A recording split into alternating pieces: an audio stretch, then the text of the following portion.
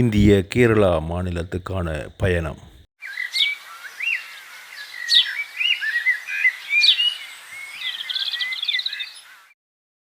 தற்போது இருந்து ஆலப்புழா என்கின்ற இடத்துக்கு செல்வதற்காக பேருந்து நிலையத்தை நோக்கி தற்போது சென்று கொண்டிருக்கின்றேன். அங்கிருந்து சுமார் 73 கிலோமீட்டர் தூரம் உள்ள ஆலப்புழாவுக்கு செல்ல வேண்டும். இப்போது கேரளா விமான நிலையத்திலிருந்து முச்சக்கர வண்டி எடுத்து பேருந்து நிலையம் மிக தொலைவில் இருப்பதன் காரணமாக முச்சக்கர வண்டியில் சென்று கொண்டிருக்கிறேன். அவர் 300 ரூபாய் கேட்டிருந்தார். நான் 250 ரூபாய் என்று பேசியிருக்கிறேன். இறங்கினேன் பின்னர் தான் தெரியும். எல்லாரும் தற்போது சென்று கொண்டிருக்கிறேன். அங்கிருந்து தான் நான் ஆலப்புழாவுக்கான பேருந்தினை எடுக்க வேண்டிய தேவை இருக்கிறது. மிகவும் அழகிய ஒரு ரம்மியமான இடமாக இது காணப்படுகிறது. குறிப்பாக நாங்கள் அதிகமாக தமிழ்நாட்டில் நான் செல்வது வழக்கம்.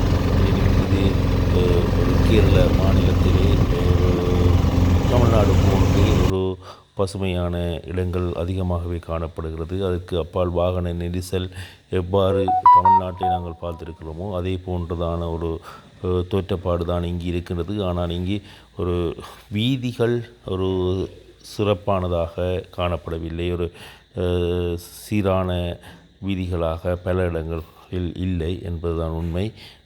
தற்போது தான் அங்கு பல வீதிகள் செப்பனிடப்பட்டு கொண்டிருக்கின்றன. அதற்கு அப்பால் இங்கே பாரிய மழை வீழ்ச்சி காணப்பட்டதன் காரணமாக ஆறுகளில் நீர் நிரம்பி வழிந்தோடுவதையும் நாங்கள் அவதானிக்கக்கூடியதாக இருக்கின்றது.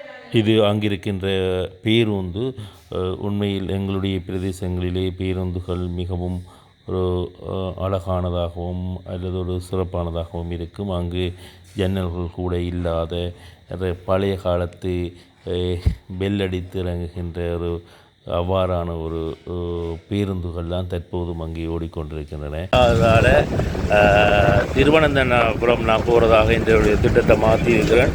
அதுக்கு நான் இங்கேருந்து வைக்கலான்ற இடத்துக்கு போய் அங்கேருந்து தான் திருவனந்தபுரம் பஸ் எடுக்க வேண்டியிருக்கு. ஆகவே நான் இப்போ ஆளுவான்ற இடத்துலேருந்து பஸ் எடுத்து வைக்கலான்ற இடத்துக்கு போய் அங்கேருந்து திருவனந்தபுரம் பஸ் எடுக்கிறதுக்கு போய்கொண்டிருக்கிறேன். எனது பயண ஒழுங்கு மாற்றப்பட்டு தற்போது திருவனந்தபுரத்துக்கு செல்ல இருப்பதனால் தற்போது பேருந்து நிலையத்துக்கு வந்திருக்கின்றேன். இந்த பேருந்திலிருந்து திருவனந்தபுரம் போய் மீண்டும் அங்கிருந்து பல்வேறு காட்சிகளோடு மீண்டும் உங்களை சந்திப்போம்.